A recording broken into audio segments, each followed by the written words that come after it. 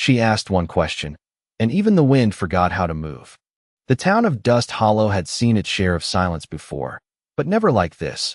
Never the kind that pressed against a man's chest and made breathing feel like a decision instead of a reflex. It started just past noon, when the sun hung high and merciless, casting sharp shadows across the wooden storefronts and the packed dirt street that stretched no more than 100 yards from the saloon to the church. Folks had been going about their business the way they always did, boots scuffing dust, spurs chiming soft, the smell of leather and dry hay lingering in the heat. Then she walked in. She didn't arrive with noise or spectacle. No horse kicking up clouds, no announcement, no warning. Just a figure stepping out of the horizon like she'd been there all along, her presence folding into the town in a way that made people notice only after it was too late not to. Ayanna Redbird moved slow, deliberate, each step measured like she understood the weight of eyes before they even settled on her. Her dress carried the color of earth after rain, deep and quiet, and around her neck hung a small silver pendant that caught the sunlight just enough to draw attention without asking for it. It swayed with each step, a rhythm softer than breath. Conversations faltered first. A man mid-sentence forgot his words. A woman holding a basket of eggs paused without knowing why. Even the horses tied along the hitching rail shifted, their ears flicking towards something unseen. It wasn't fear. Not yet. It was recognition of something different, something that didn't fit the narrow lines the town had drawn around itself. From the shade of the general store porch, Ethan Cole watched without moving.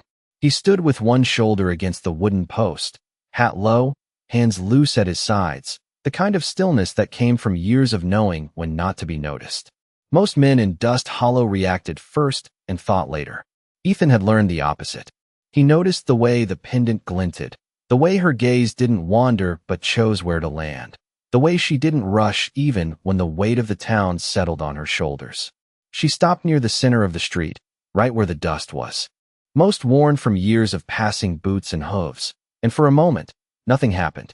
The wind, which had been moving steady all morning, slipped through the buildings and then slowed. Not gone, just quieter, like it was waiting. Ayanna lifted her eyes, and they found Ethan without searching. Not by accident, not by chance, like she had known exactly where he would be standing before she ever set foot in town. The distance between them couldn't have been more than 30 feet, but it stretched wider than the open plains beyond the ridge. People began to gather, drawn by something they couldn't name. The sheriff stepped out from his office, adjusting his belt like habit could steady him.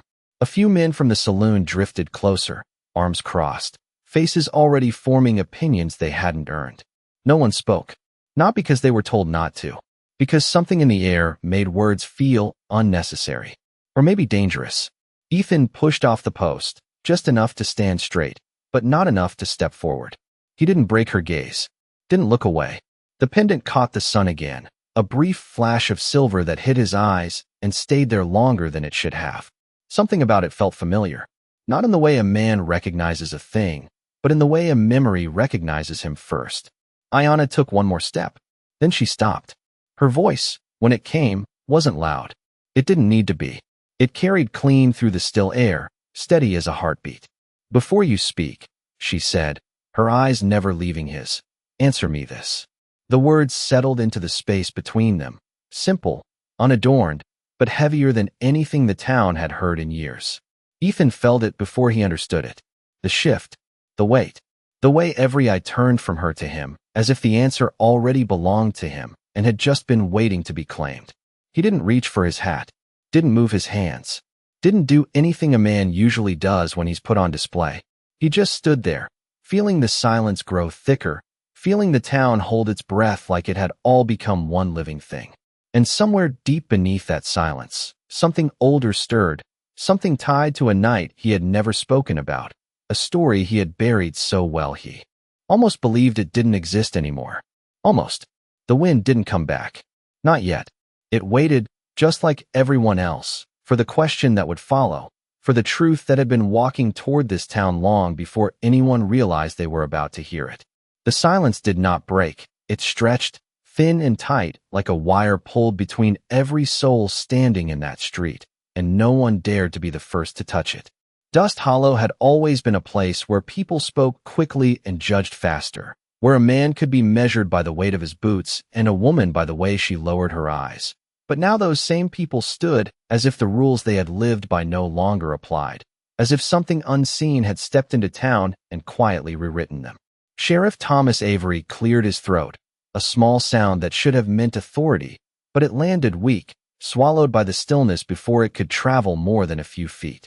He adjusted his badge, fingers lingering on the metal like it might remind him who he was supposed to be, yet even he did not speak. Not yet. Not while her eyes remained fixed on Ethan. The townsfolk shifted in place, boots grinding softly into the dirt, hats pulled lower against a sun that had not changed but somehow felt sharper, more revealing. A man near the saloon muttered something under his breath, but even that died before it could take shape, because this was no longer a moment for noise. It was a moment for truth, and truth had a way of making men quiet. Ethan felt it settle over him. That weight, heavier than any saddle he had ever carried across open country, heavier than the long miles he had ridden alone with nothing but wind and regret for company. He had lived in Dust Hollow for 6 years, long enough to know every face, every habit, every unspoken rule that kept the place running smooth and predictable. He had never belonged to it, not fully, but he had learned how to move within it without stirring trouble. Keep your head down. Do your work. Say little. That was enough. It had always been enough. Until now. Because now there was a woman standing in the center of town who did not follow those rules, who did not lower her gaze or soften her presence to make others comfortable, and somehow, without raising her voice, she had taken control of the entire street. Ayanna did not move again, not after those words. She did not need to. The pendant at her neck swayed once more, catching a narrow line of sunlight that slipped between 2 buildings and struck it just right, sending a faint shimmer across the dust between her and Ethan. It was a small thing, easy to miss, but Ethan did not miss it. He could not. Something in his chest tightened, not fear, not exactly, but recognition pressing against the edges of memory, asking to be let in. He had seen something like that before. Not the same piece, not the same design, but close enough to stir a feeling he had spent years trying to forget. Around them, the town began to gather tighter, forming a loose circle without meaning to, drawn in by the gravity of a moment none of them understood but all of them felt. Old Mr. Dillard leaned on his cane near the edge of the crowd, squinting as if trying to read something written in the air. 2 boys who had been chasing each other through the street earlier now stood side by side, quiet for the first time all morning. Even the woman who ran the bakery stepped out onto her porch, flowers still dusting her hands, eyes fixed on the scene as though stepping away might cause her to miss something important. And maybe it would, because moments like this did not come often, not in a place like Dust Hollow where days passed in familiar patterns and nothing truly unexpected was allowed to take root. Ethan became aware of every small detail at once. The creak of a sign swinging gently above the general store, the faint jingle of a horse shifting its weight near the hitching post, the distant call of a crow somewhere beyond the rooftops. Each sound felt distant, muted, as if the world itself had stepped back to give space to what was unfolding in that narrow stretch of street. He realized then that he was being watched not just by the people around him, but by the moment itself, by something larger than the town, larger than the quiet rules that had governed his life since he rode in. Ayanna's gaze did not waver. It held steady, patient, certain in a way that made time feel slower, thicker. She was not asking out of curiosity. She was not testing him. She already knew something. That much was clear. The question, whatever it would be, was not for her. It was for him. And maybe for everyone else standing there pretending they had nothing to do with it. Ethan drew a slow breath, the kind a man takes before stepping into deep water, knowing there is no solid ground beneath him once he moves forward. His fingers twitched slightly at his sides, not reaching for anything, just reminding him they were still there, still his. He had faced hard seasons, long nights, decisions that left marks a man carried whether he spoke of them or not. But this felt different.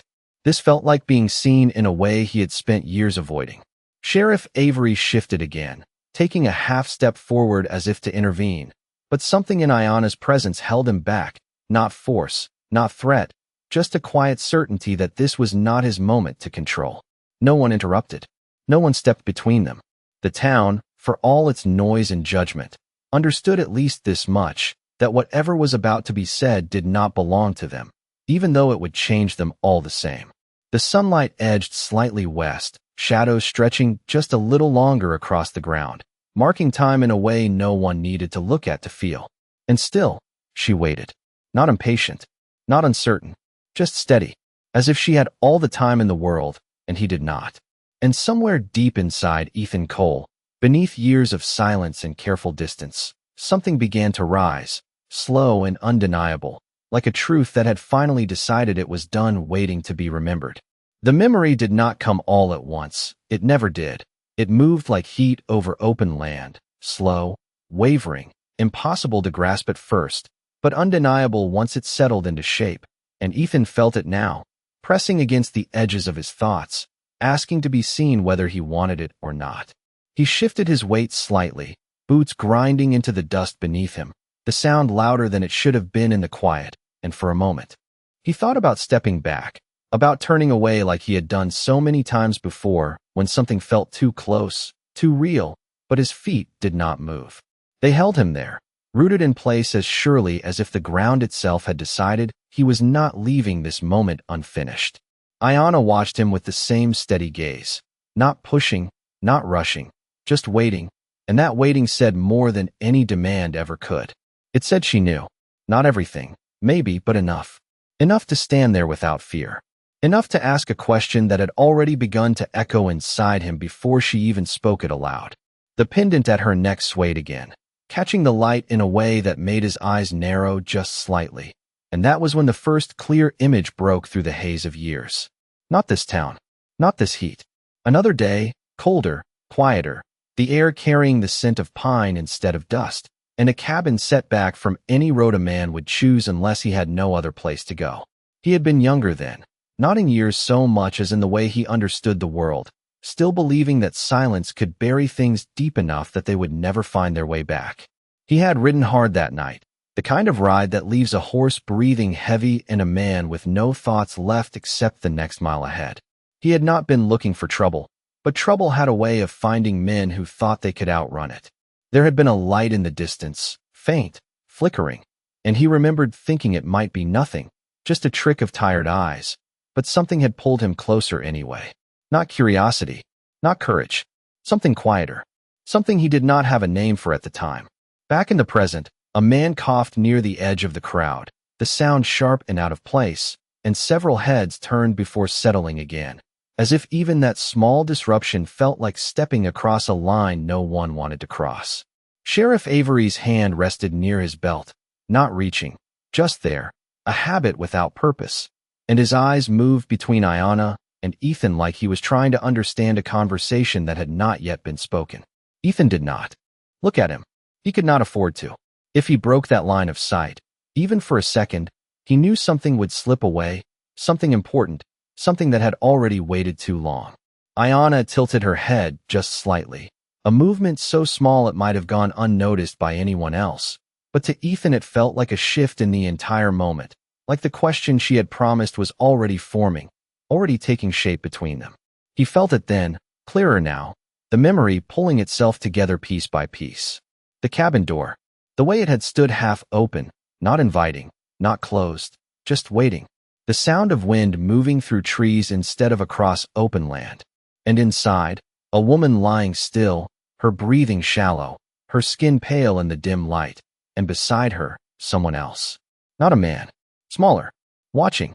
Not with fear, but with something else. Something that had unsettled him more than any threat ever could.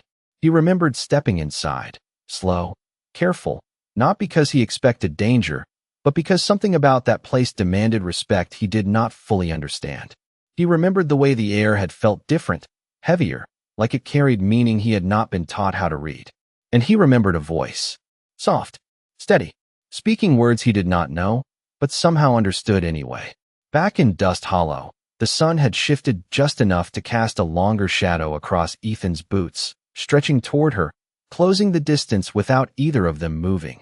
And the pendant flashed again, brighter this time, and it was no longer just a piece of silver in the light.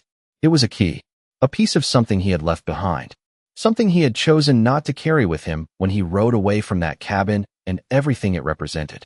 Ayana's voice came again, just above a whisper, but it carried the same weight as before, the kind that settled deep and did not move. "You remember," she said, not asking, not accusing, just stating what had already begun to take shape in his eyes. And Ethan knew then that whatever question she was about to ask, it was not going to bring him something new. It was going to bring him something old, something he had already lived through and chosen to forget. And this time, there would be no riding away from it. The words settled between them, quiet but final, and something inside Ethan gave way, not breaking, not collapsing, just opening. Like a door he had kept shut for so long he had forgotten what stood on the other side. He drew a breath that did not feel like it belonged to him, slow and heavy. And for the first time since she stepped into town, his eyes flickered away from hers, not in retreat, but in recognition, as if looking at her too long would make the memory rise faster than he was ready to face. The town noticed. They always notice small things. A shift of the eyes, a change in breath. To them, it meant uncertainty. Weakness, maybe. But this was neither. This was something deeper, something none of them had the words for. And so they stood there, watching, waiting for a sign they could understand. Ethan's gaze dropped, just for a moment, to the pendant at her neck, and this time it was not the light that caught him. It was the shape, the curve of the silver, the way the wire wrapped around the stone, not perfectly, not evenly, but with care, with intention. He had seen hands do that before. Hands that worked not for show, not for trade, but for meaning. Hands that shaped things not to sell them, but to carry something inside them. And suddenly, the cabin was no longer a memory drifting at the edge of his mind. It was there, clear, solid, as if he had never left it. The smell of wood smoke. The low crackle of a fire that refused to die out. The quiet rhythm of breathing that had once sounded too thin to last the night. He remembered standing there, unsure of what he was meant to do, unsure of why he had not simply turned his horse and kept riding like any sensible man would have done. He had not known those people. They had not called for him. And yet he had stayed. Not because he was brave. Not because he believed in anything greater than himself.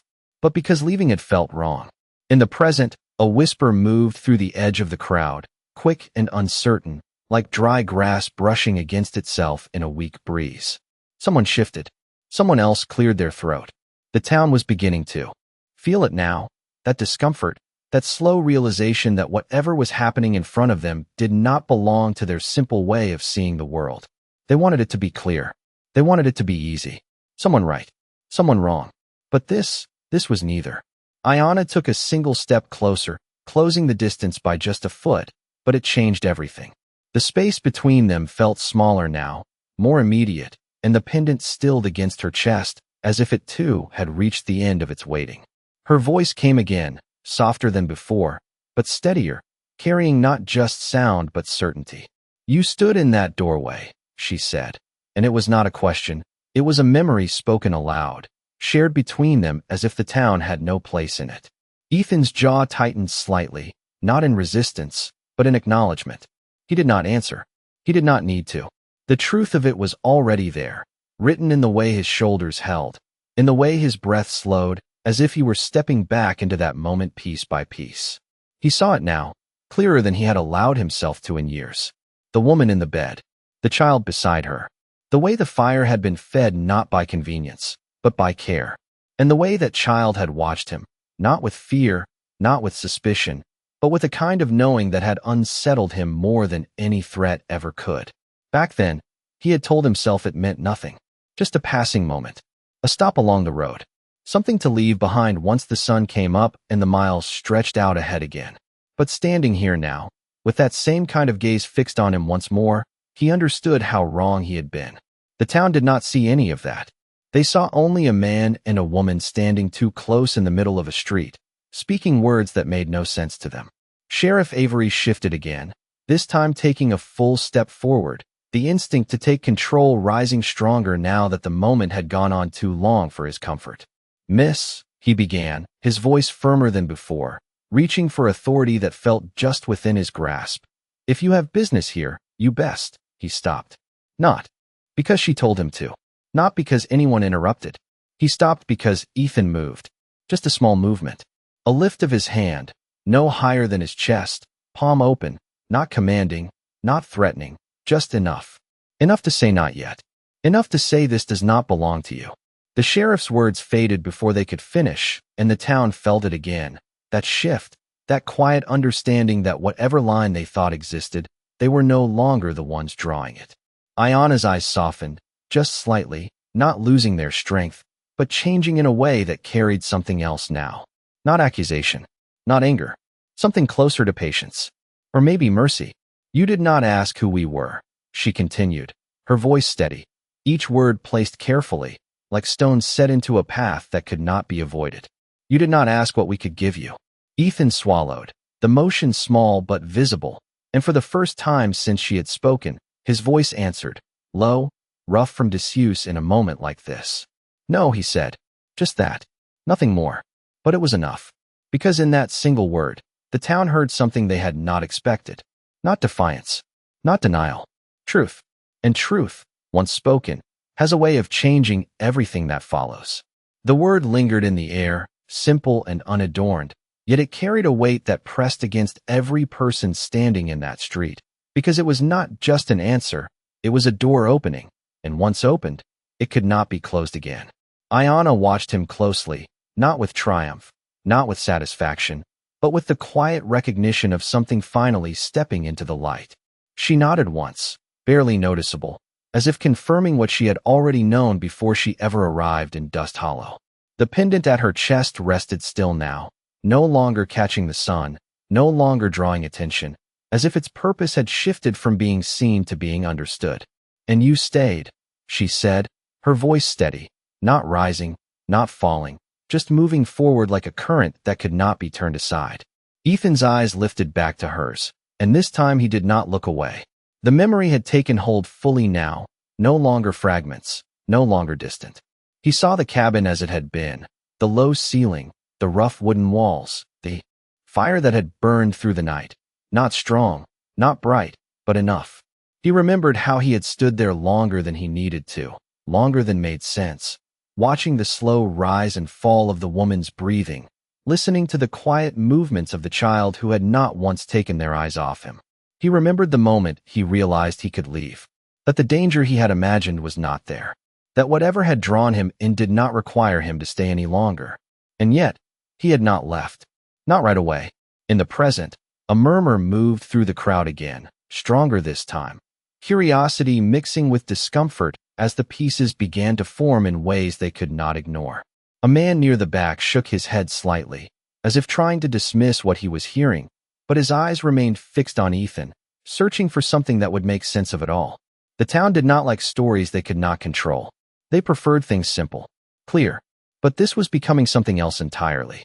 Sheriff Avery straightened, his posture tightening as he tried once more to step into the space that had slipped beyond his reach. That is enough, he said, louder now, the words cutting through the quiet, but not breaking it. This is not the place for, it is exactly the place, Ayana said, not raising her voice, yet somehow meeting his and holding it without effort. The sheriff stopped again, not out of obedience, but because something in her certainty made his authority feel smaller, like a tool that no longer fit the task before him. Ethan felt the shift ripple through the town, felt the eyes move again, not just between him and her, but outward, inward, searching, questioning. He could feel it in his chest, that old instinct to retreat, to step back into the quiet life he had built here, to let this pass like a storm that would move on if he did not stand in its path. But this was no storm. This was something he had carried with him, something that had followed him without his knowing, waiting for this exact moment to be seen. Ayana took another small step, closing the distance just enough that the space between them no longer felt like something that could be ignored. Her eyes softened. Again, but there was something else there now, something deeper, something that spoke not just of memory, but of meaning. You gave water, she said, and the words were simple, almost too simple for what they carried, but Ethan felt them settle into him like truth laid bare. He remembered that too. The canteen. The way he had hesitated for only a second before handing it over, not thinking of cost, not thinking of consequence, just responding to the need in front of him. It had not felt like anything special at the time. Just a thing done because it needed doing. And you left before sunrise, she continued, her voice still steady, still calm. But now each word felt like a step further into something neither of them could turn away from. Ethan's jaw tightened again, and this time he nodded. Once, slow, the movement deliberate, as if acknowledging something he had denied for too long. Yes, he said. The town heard it. They felt it. Not just the words, but what stood behind them. Because now this was no longer a stranger speaking in riddles. This was one of their own answering for something they did not understand. Ayana's gaze did not waver, and for the first time, there was a hint of something like sadness in it, not for herself, but for what had been left unsaid for so long. You did not ask our names, she said, and there was no accusation in it, only truth. Ethan felt that one differently. It landed deeper, quieter, the kind of truth that did not demand reaction but stayed, lingering, asking to be considered. He had not asked. He had not wanted to know, because knowing would have made it real. And real things have a way of following a man, no matter how far he rides. The wind stirred then, just a little, brushing through the street as if testing whether it was allowed to move again, but it did not carry the moment away. It only shifted the dust at their feet, tracing the space between them like a line that had always been there, waiting to be seen. And Ethan understood, standing there with the weight of the town pressing in around him, that this was not about what he had done. Not entirely. It was about what he had chosen not to carry with him when he left, and that choice was about to be asked of him again.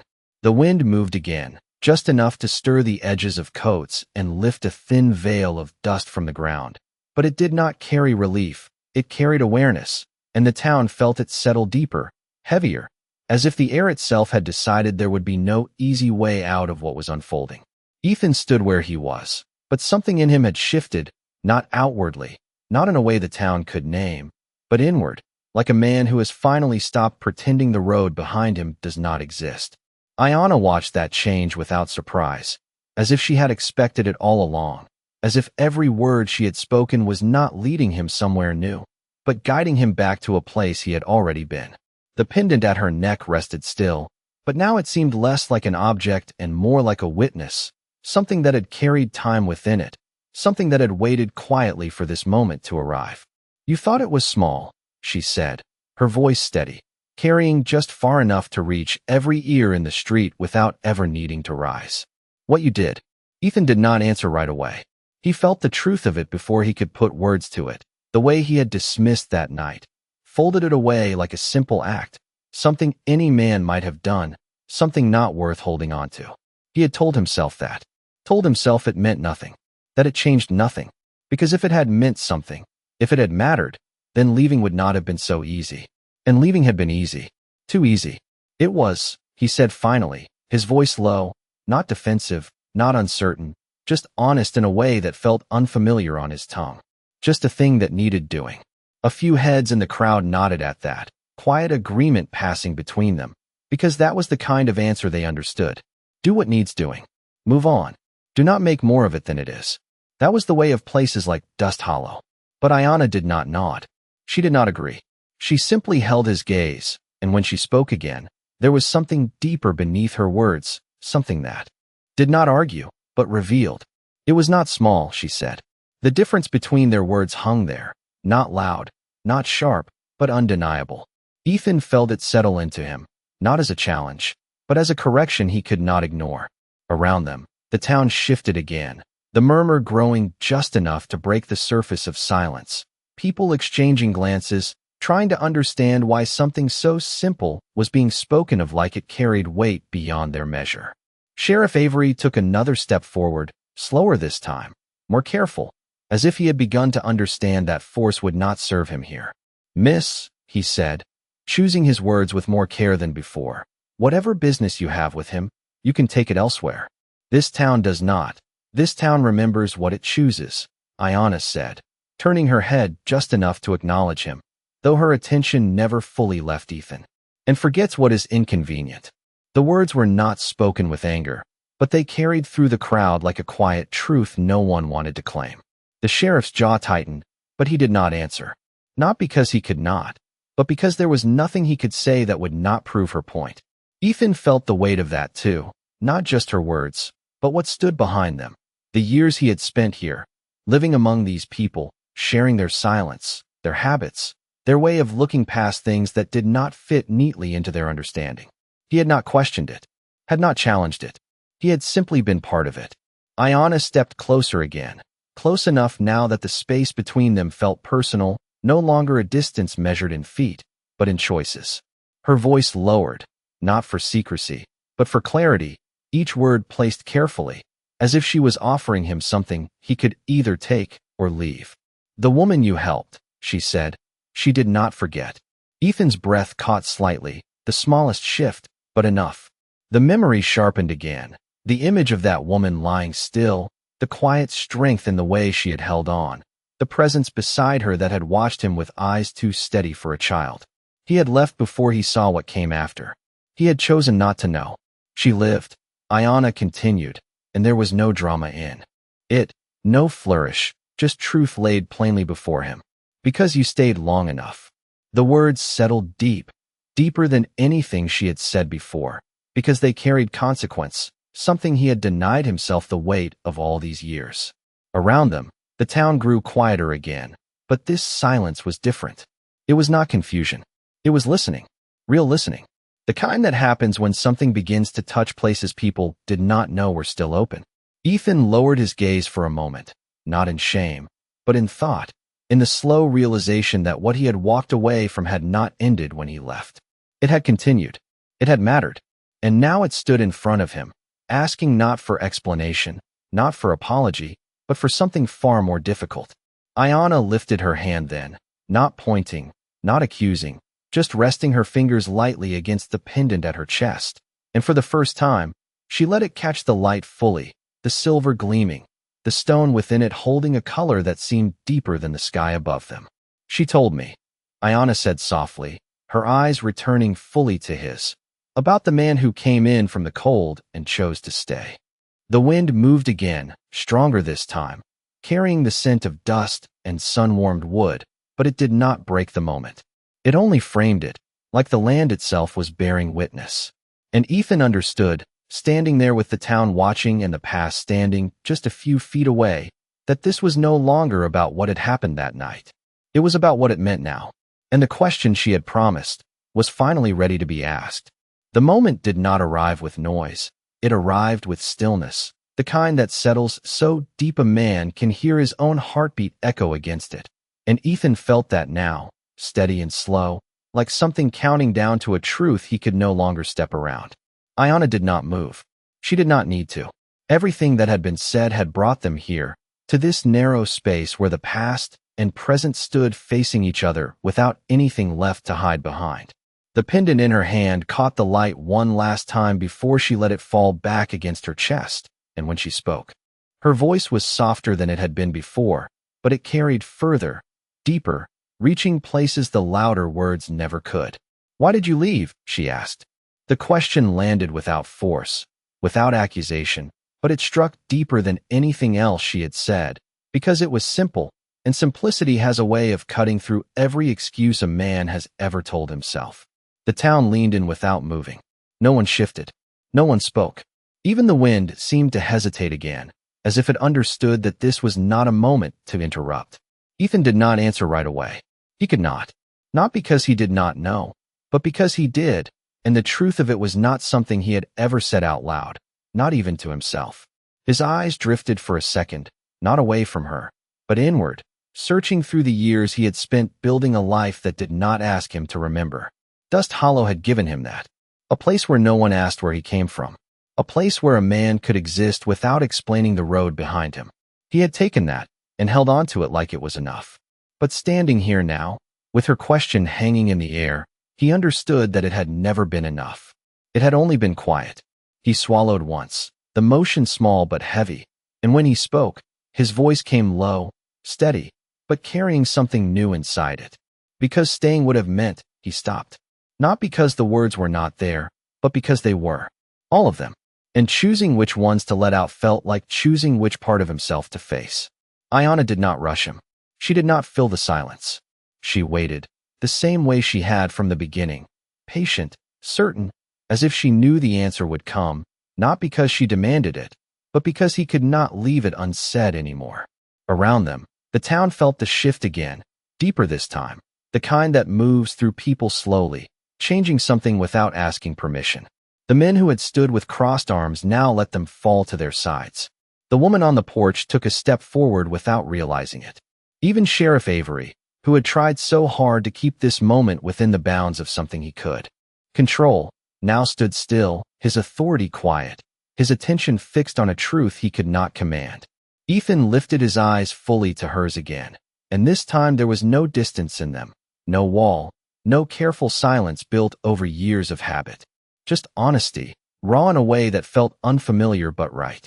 It would have meant staying connected, he said, the words coming slower now, each one chosen, each one carrying weight. It would have meant knowing what came after, being part of it.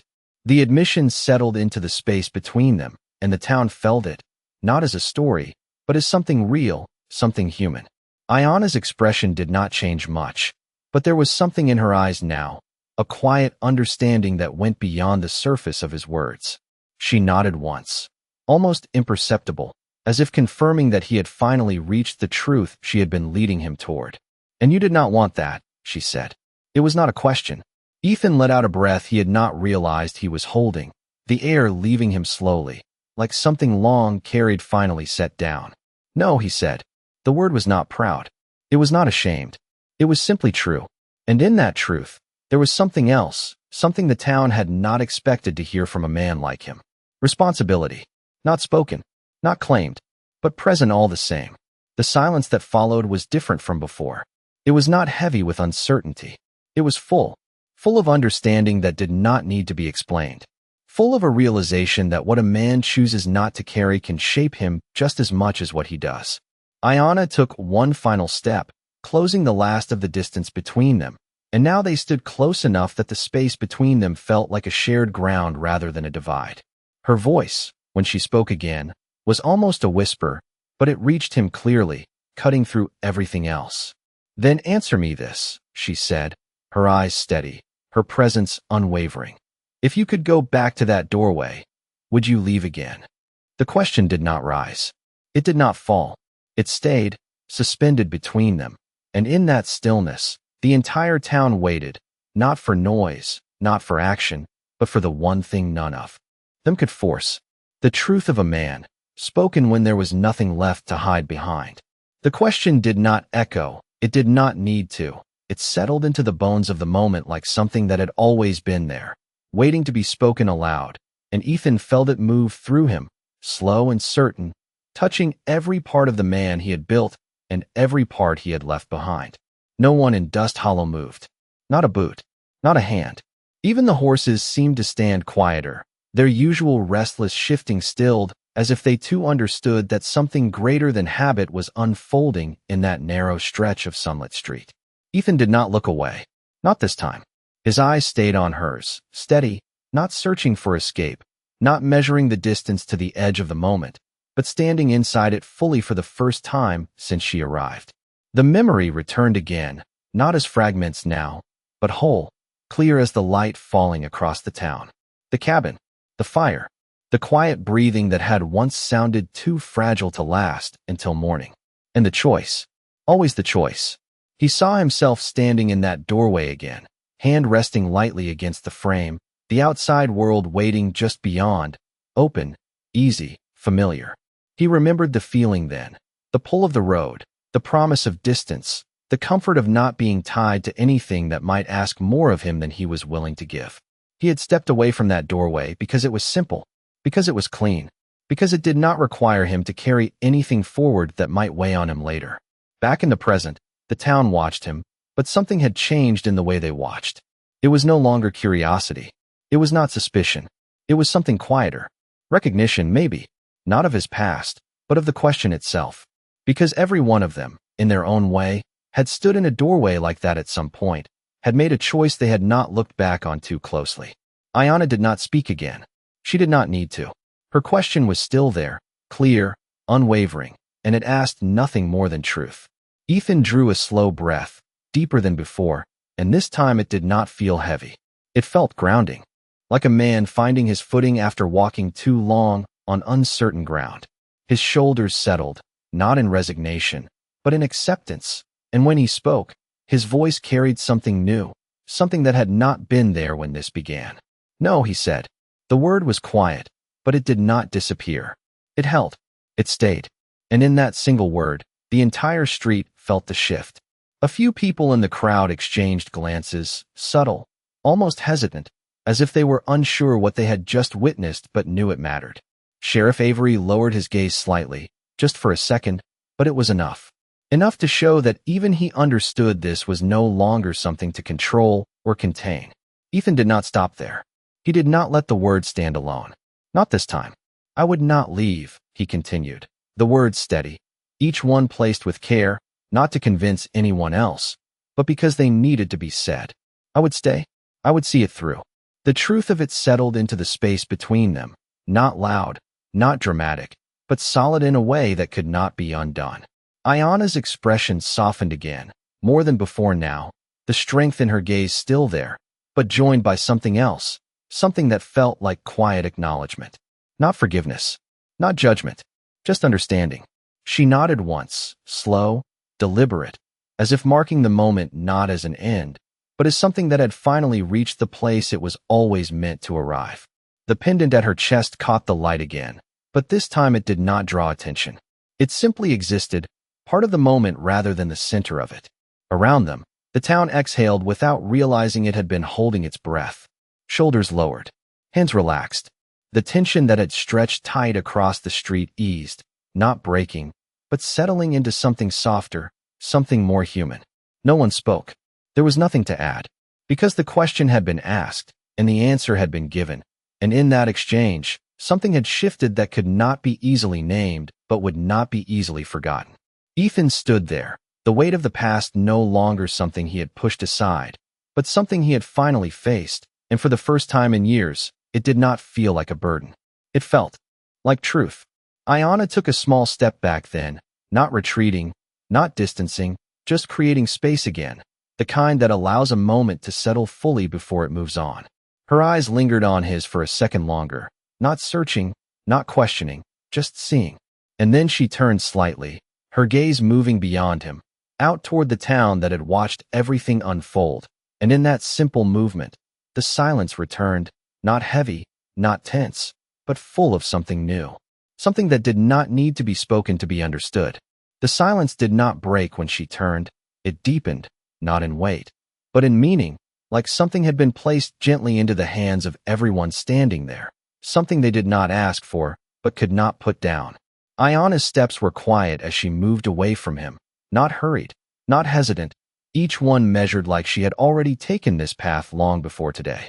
The pendant rested against her chest, no longer catching the light, no longer calling attention, as if its work here had been done. Ethan did not follow. He did not call out. He stood where he was, watching her move through the space that had once held all the tension in the world and now held something else entirely. Around him, the town shifted slowly, like people waking from a long sleep they did not realize they were in. A man near the saloon removed his hat without thinking, turning it once in his hands before placing it back on his head with less certainty than before. The woman on the porch stepped down onto the dirt, her flour-dusted hands hanging loosely at her sides, her gaze no longer fixed with judgment, but with something closer to thought. Even Sheriff Avery, who had spent his years keeping order in ways that felt clear and simple, now stood still, his badge catching the sun, but no longer carrying the same weight it had an hour ago. No one stopped her. No one questioned her, because there was nothing left to question.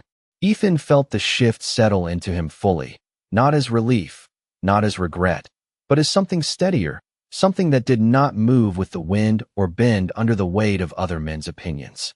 He looked down at his hands for a moment, rough from years of work, familiar in every way, yet somehow different now, as if they had been given back to him with a purpose he had not fully understood before. He lifted his gaze again, following the line she had taken as she reached the far edge of the street, where the dust met the open land beyond, where the town ended and everything else began. She paused there, just for a second, not turning fully, just enough that her presence lingered between staying and leaving.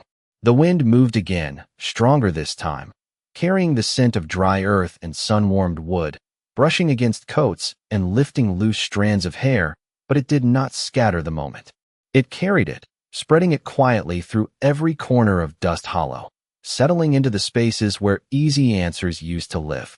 Ethan took a step forward then. Just one. Not enough to follow. Not enough to call her back. Just enough to show that standing still was no longer the only thing he knew how to do.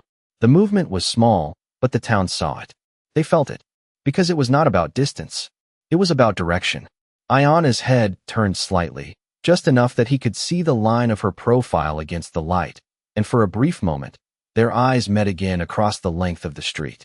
There were no words left between them. There did not need to be. What had been asked had been answered. What had been hidden had been brought into the open. And what had been carried alone no longer was. She gave a single nod, almost imperceptible, and then she continued on, stepping beyond the edge of the town without looking back again. Ethan remained where he was for a moment longer, feeling the quiet settle fully, not as something heavy, but as something earned. He could hear the small sounds returning now, the creak of wood, the soft shuffle of boots, the distant call of a bird somewhere beyond the rooftops. But they did not erase what had happened. They moved around it, as if the town itself understood that some moments do not pass. They stay, shaping what comes after. He let out a slow breath, the kind that comes when a man realizes he is no longer standing where he used to be, even if his boots have not moved far. Then he turned slightly, not away from the town, not toward it, but within it, and began to walk, not back to where he had been before, but forward into something quieter, something steadier, something that did not need to be spoken to be understood. Behind him, Dust Hollow remained. The same buildings, the same streets, the same people, but not quite the same place. Because out here, where the land stretched wide and the wind carried more than just dust, justice did not arrive with noise or force. It arrived in a question, and it stayed in the silence that followed.